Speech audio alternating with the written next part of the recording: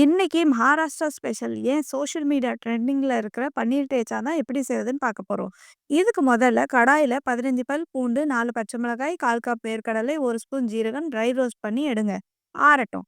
Ring ஷேப்ல வெட்டின வெங்காயம், 1/4 ஸ்பூன் காஷ்மீரி மிளகாய் தூள், சாட் மசாலா, உப்பு, கொஞ்சமா லெமன் சாறு சேர்த்து மிக்ஸ் பண்ணி விட்டு வச்சிருங்க.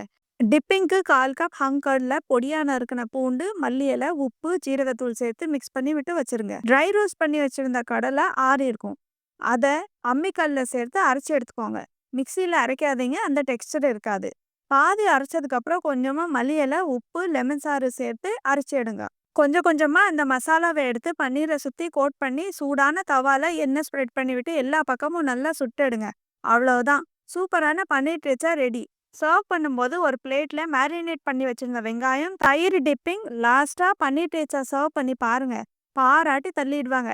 ட்ரை பண்ணி பார்த்துட்டு கமெண்ட்ல எப்படி இருந்துச்சுன்னு சொல்லுங்க.